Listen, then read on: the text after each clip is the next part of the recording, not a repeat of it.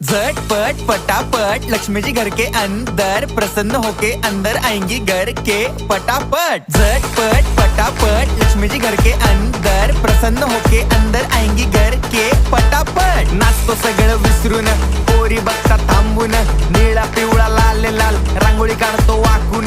सणासुदीला रांगोळी काढ, भाऊचा बर्थडे रांगोळी काढ, नवीन वर्ष रांगोळी काढ, कलर उरला रांगोळी काढ।